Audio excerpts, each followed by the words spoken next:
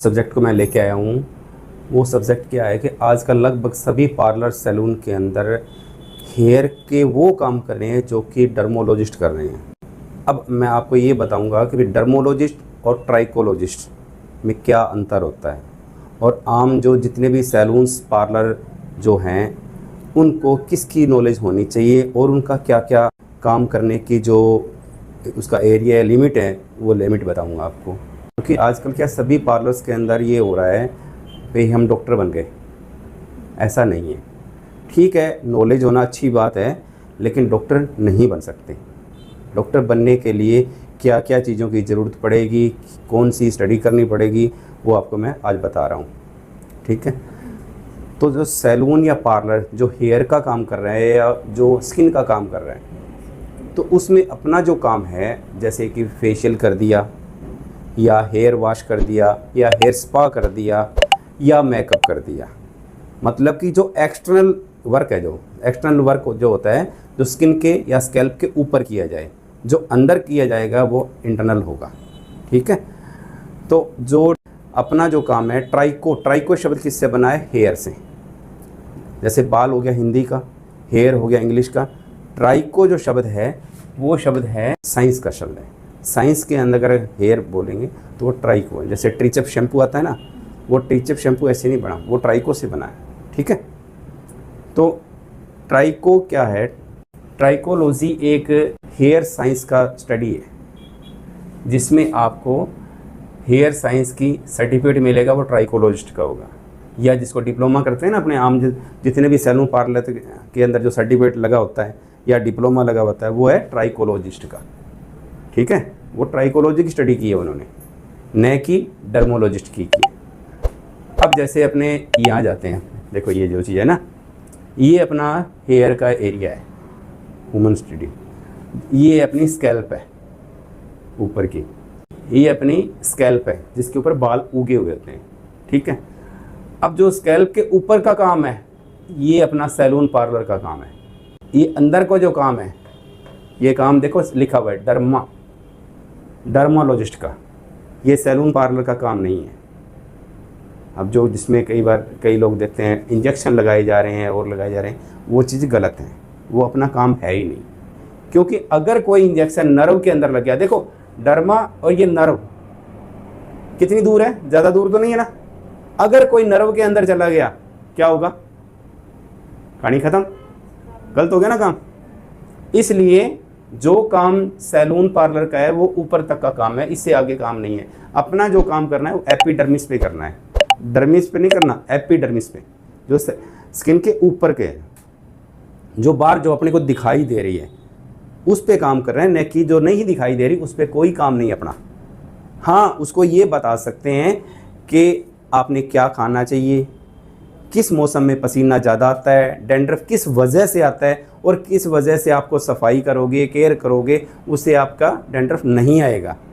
जुएँ किस वजह से पड़ती हैं वो वजह बता सकते हो, उसकी केयर बता सकते हो, न कि आप उसके इंटरनल छेड़छाड़ करोगे आप।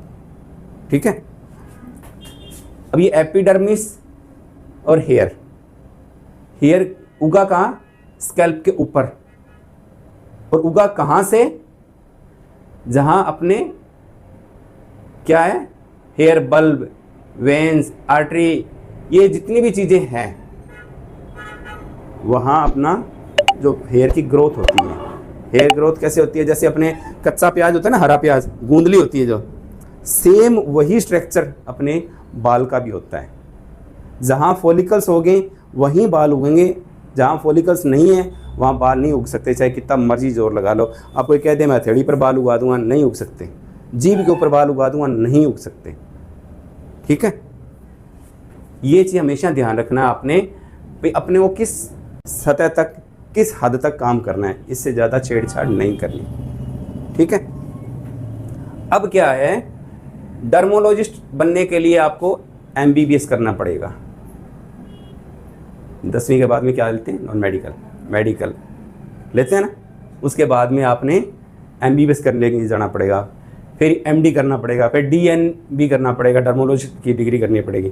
तब जाके आप इंटरनल वर्क करने की पावर रख सकते हो। अदरवाइज आप करते हो तो वो है इलीगल, लीगल नहीं है वो, ठीक है। और इलीगल काम आज नहीं तो कल, कल नहीं तो परसों, परसों नहीं तो नरसों पकड़ा तो जाएगा ही।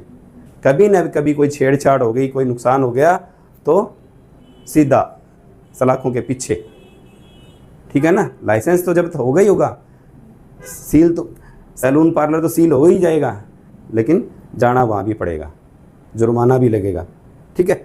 तो इससे अच्छा है बाल काट लो, बाल डाई कर दो, कलर कर दो, मसाज कर दो, स्पा कर दो, फेशियल कर दो, अरे बहुत तरीके हैं, बहुत काम है, कितना मर्जी कमाई कर लो से, लेकिन इससे ज़्यादा छेड़छाड़ करने की समझदारी नहीं करनी चाहिए, समझ गए। अब ट्राइकोलॉजी क्या करता है, ट्राइकोलॉजिस्ट में जो जितने भी सैलून वाले हैं उनको ट्राइकोलॉजी का नॉलेज ज़रूर होना चाहिए। मैं ये नहीं कहता उसको नॉलेज ही ना हो, नॉलेज ज़रूर होना चाहिए। उसने करना क्या है, सर्टिफिकेट भी ज़रूर लेना है। सर्टिफिकेट कहाँ से मिलेगा, ITI करनी पड़ेगा, IIT करना पड़ेगा, उसके वहाँ से कोई भी अच्छी एकेडमी से आपको सर्टिफिकेट मिलेगा। और ये नहीं कि सर्टिफिकेट पैसे दे के ख़रीद लो, उसके लिए आपको ट्रेनिंग भी करना ज़रूरी है। कई लोग कहते हैं भाई ट्रेनिंग तो हम नहीं कर सकते, लेकिन सर्टिफिकेट दे दो, चाहे 2000, 5000, 10,000 रुपये जो भी लेने ले लो, उसका कोई फ़ायदा नहीं है, ठीक है ना। जब तक आपको नॉलेज ही नहीं है उस सर्टिफिकेट का, आपका कोई फ़ायदा नहीं है। डिप्लोमा या सर्टिफिकेट आपको पैसे दे के नहीं खरीदना, एजुकेशन लेके लेना है, ऐसे नहीं लेना, ठीक है। अब डर्मोलॉजिस्ट करता क्या है, जैसे किसी के बाल हद से ज़्यादा झड़ रहे हैं या किसी के एलर्जी हो रही है, किस वजह से हो रही है, किस हद तक हो रही है।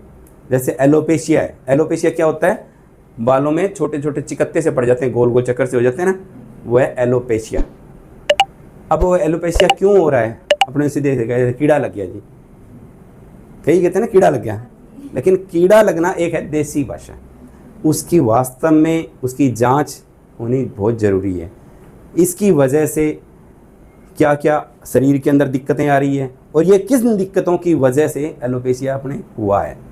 कई बार देखते हैं ना, जैसे सिर में डेंड्रफ है, उसके कील मुहासे होने लगे, फुंसियाँ होने लगी, आईब्रो में भी डेंड्रफ हो गया, आँखों की पलकों में भी हो गया, दाढ़ी मुँह सारे शरीर पे एक पाउडर सा चढ़ता रहता है। तो बीमारी आई कहाँ से, उसको ढूंढना पड़ेगा। उसको कौन ढूंढेगा, डर्मोलॉजिस्ट। लेकिन ये क्या बताएगा, सिर्फ उसकी केयर भी, आपको कैसा टॉवल रखना चाहिए, कैसे कंघी करनी है, हफ्ते में कितनी बार वॉश करना है, कौन सा शैम्पू लगाना चाहिए और कैसा आपने हेयर स्पा करवाना चाहिए, मसाज, ऑयलिंग जो भी है वो आपको ये बताएगा। लेकिन अंदर का काम डर्मोलॉजिस्ट बताएगा, ठीक है।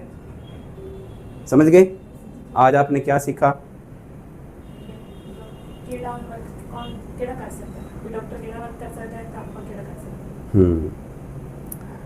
ट्राइकोलॉजिस्ट कौन होता है, जो हेयर और स्किन के बारे में हमें प्रोवाइड करे।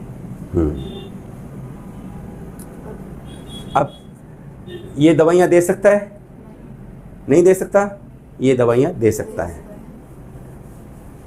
ये आपको दवाइयाँ दे नहीं सकता, लेकिन आपको शैम्पू वगैरह, तेल, ऑयली वगैरह जो कि है ये बता सकता है, ये आपको दवाइयाँ बता सकता है, ठीक है।